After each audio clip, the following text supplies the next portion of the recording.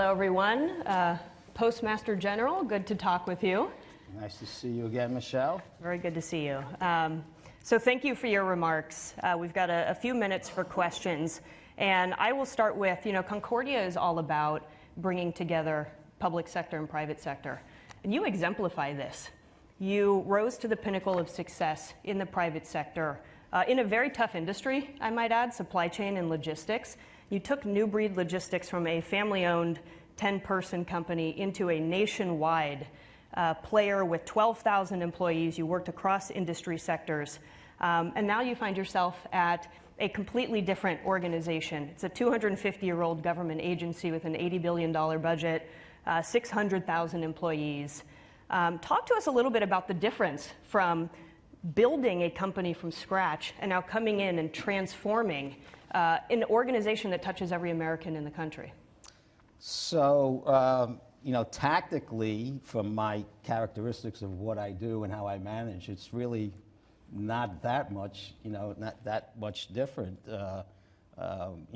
It's about innovation, it's about commitment to work and precision, all those things that it's about competing in the marketplace, identifying what your power lanes are in the marketplace and getting a competitive advantage on everything around you. Otherwise, it's not worth doing.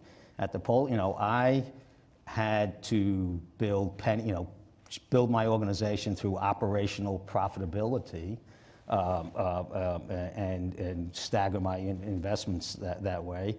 At the Postal Service, and build our competencies as we went along. Postal Service is flush with competency and competent people. As I said, they're just kind of working, on the wrong things. So I needed to reorganize them as opposed to recruit them, and I needed to try and get them engaged in new innovative initiatives, to compete in the marketplace. Which is there's formidable competitors in there. I would say it's a little unique because of the political nature of what this is about. So when I think about, I have to think a little more about what would normally do in a normal life. It's a little more bureaucratic. But I mean, we have a public service mission. And that's important. That's a guiding light.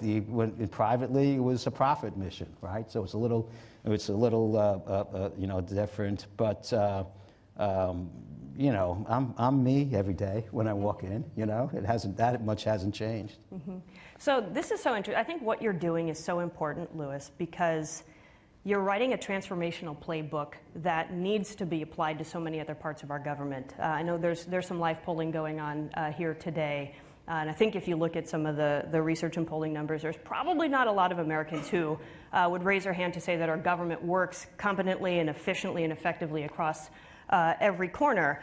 Congress has let our deficit expand to $33 trillion. The U.S. Navy is facing a dwindling and aging submarine fleet. We're not sure we can be ready in the Taiwan Strait. I was just on a panel about our supply chain readiness, which you know a lot about. We see a lot of leaders on TV, on Instagram, on Twitter, talking about the problem and whose fault that it is, but not a lot of solving going on.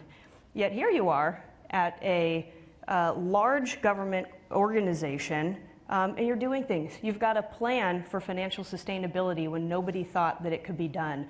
What would be your advice to leaders who need to be fixing the problem so we all go from being spectators to solvers? Well, there's two parts to that. Number one, my mission is a little different than those who work in the political appointed type infrastructure. I mean, I try and and this would be my advice. I have made us not a policy shop, right? We deliver mail, right? That's what we do. We have to deliver mail and cover our costs, and everything in the organization is focused on that. And anybody or anything that tries to get in the way with that, I consider a disruption to our plan, and we're fierce about it, right? Because we have, we're not going to run out of cash in 60 days. We're going to run out of cash in 5 years now. I'm still running out of cash, right? So there's an urgency, to that. I work with people in Washington all the time. We've changed that dynamic and how we interact with Congress and the White House. These are committed people to work. You know, they're smart people. I'm just blown away by the amount of aptitude that is there. And unfortunately, there are policy issues everywhere you go. And when policy meets up with execution, right, it's bad. Right, that's what we had before I got there, and that's the one thing that I think I've changed. I'm going, right, and we're going now because I have an entourage of 650,000 people that are following, and you know you're going to have a pretty good argument to change that. Not the case in all these other things. You have good people go up, they have a plan, they want to do something. You know what's the press going to say? What's the politics? You know. I don't think about it. Some of you know what I went through in the first year. I was here.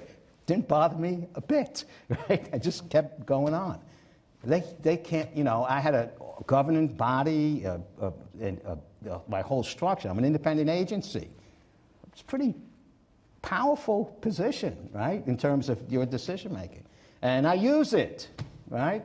Yes. Unfortunately, in the political process that exists in Washington, it's hard for good people to move anything forward, and that's the problem, not the people. It's the process. But to give yourself credit, I mean, you do have to work with Congress. You have to work with 3 agency regulators and a lot of political this and that's. So there is some political navigating. Right. And they have to work with me and us. Yes. Right? And that's the difference now, right? Yeah. It's how you have to. But look, this is righteous work on everybody's part there. The place, everything that has been done, every recommendation that I see now has been around for 15 years. And look what we got. The answer is there, right? So let's try something new, right? And that's what we're doing. So in talking about trying something new, you talked a little bit earlier about creative destruction and the role of technology. And I'm focused a lot on technology at the Kroc Institute. You talked also about some tech-enabled carriers, and if you think about creative destruction that's happened in transformation that's happened in every other sector, government usually lags behind, but you are doing some new and innovative things with technology. What sorts of things are you doing, and what does that mean for your financial sustainability?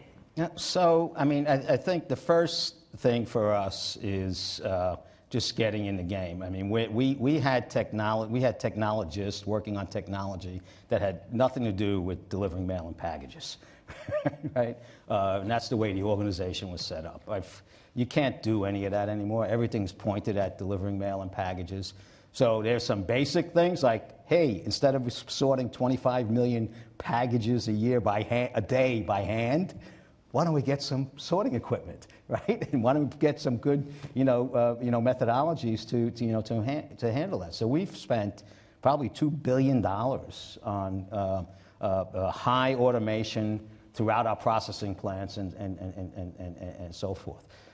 Technology, right? We have 30-year-old vehicles that burn on the streets, right? So that's a big buying of 66,000 new electric vehicles.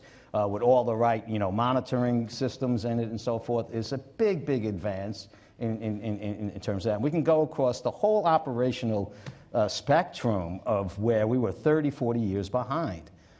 I have great technology department, though, so I'm starting to point them on. We have AI initiatives in our call centers. We can now monitor, we'll put AI in terms of our operational, decisions as we actually hone them down and make it more simple. And our ability to monitor and communicate across the United States and its territories, we know where everything is all the time.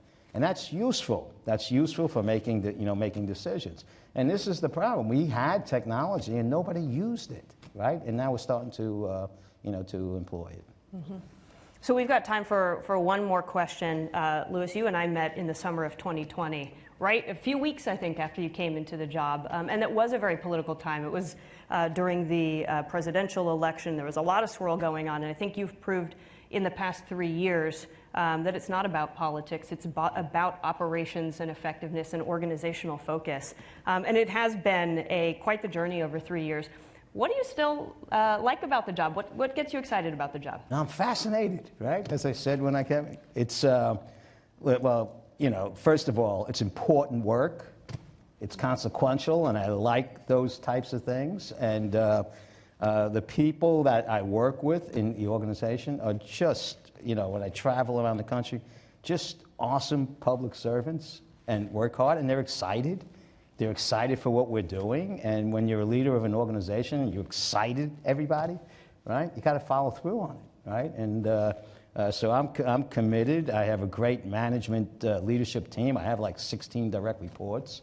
That's how I got rid of the institutional memory. I didn't bring new, I mean, same people. I just reorganized them, right? So they had to think that, you know, differently. But this is a fascinating ride. I'm blessed to lead an organization of this stature at this time, and I want to see it.